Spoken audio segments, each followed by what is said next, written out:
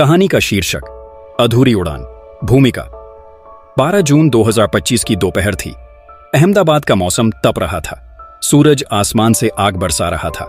Air India की flight AI 171 London के लिए उड़ान भरने को तैयार थी। यात्रियों के चेहरे उम्मीद, उत्साह और कुछ के मन में अनजाने डर भी थे। लेकिन किसी ने सोचा भी नहीं था कि ये यात्रा एक ऐसा मोड़ लेगी जो भारत के इतिहास में दर्ज हो जाएगा, दुख और शोक के रूप में। मुख्य पात्रों का परिचय। 1. विश्वास कुमार, 29 वर्षीय सॉफ्टवेयर इंजीनियर जो पहली बार लंदन जा रहे थे। सीट 11। 2. मीना त्रिवेदी, एक वृद्ध महिला अपने बेटे के पास लंदन जा रही थी। 3. कैप्टन वीर मलिक, अनुभवी पायलट, 20 साल की उड़ान सेवा। 4. अलका जोशी, एयर होस्टेस, जिनकी ड्यूटी की ये 100वीं उड़ान थी। 5. अनाम बच्चे, बीजे मेडिकल कॉलेज के हॉस्टल में रहने वाले मेडिकल छात्र जिनका जीवन इस दुर्घटना ने हमेशा के लिए बदल दिया। प्रस्थान का क्षण। 1:38 PM पर उड़ान ने अहमदाबाद एयरपोर्ट से टेक ऑफ किया। सब कुछ सामान्य था, लेकिन जैसे ही विमान ऊपर उठा, विश्वास को एक झटका सा महसूस हुआ। अचानक उन्हें खिड़की के बाहर से जमीन बहुत पास लगने लगी। वो कुछ समझ पाते उससे पहले विमान झुकने लगा। कैप्टन मलिक ने तुरंत कंट्रोल टावर से संपर्क किया।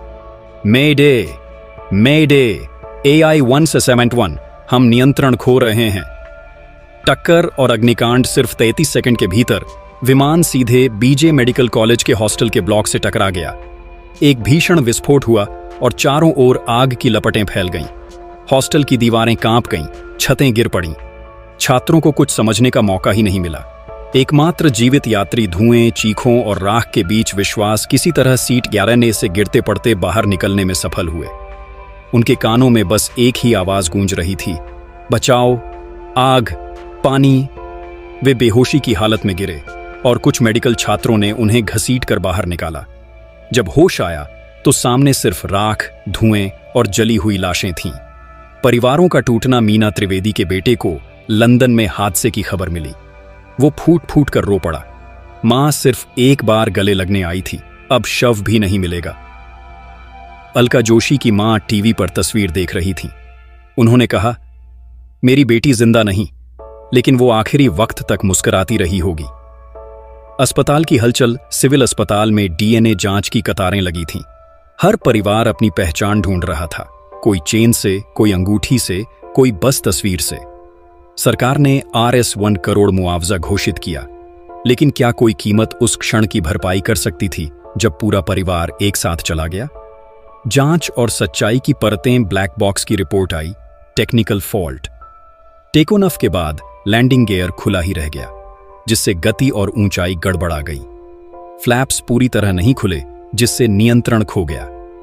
कैप्टन वीर मलिक आखिरी क्षण तक विमान को बचाने की कोशिश करते रहे, लेकिन मशीन की गलती इंसानी बहादुरी पर भारी पड़ गई।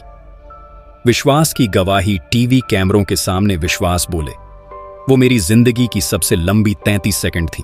मैंने बच्चों को जलते देखा, लोगों को सीटों में फंसे देखा, और मैं बस देखता रहा। उन्हें PTSD, post traumatic stress disorder हो गया। कई महीनों तक वो हर रात चौंक कर उठते। आवाजें, चीखें, धमाका, सब उनका पीछा नहीं छोड़ते। अंतिम श्रद्धांजलि 20 जून 2025 को अहमदाबाद के हर हिस्से में कैंडल मार्च हुआ। लोगों ने नारे लगाए, हमें जवाब चाहिए, क्यों हुआ ये हादसा? बीजे मेडिकल कॉलेज के छात्रों ने 33 पेड़ लगाए, हर पेड़ एक जान के लिए। समाप्ति और आशा की किरण। विश्वास ने एक NGO शुरू किया, अधूरी उड़ान, जो हवाई सुरक्षा, पीड़ित परिवारों की सहायता और मानसिक स्वास्थ्य के लिए काम करता है। उन्होंने एक दीवार पर लिखा, मैं अकेला क्यों बचा? शायद इसलिए कि बाकी सबकी कहानियां अधूरी थीं, और अब मेरी जिम्मेदारी है उन्हें पूरा करना।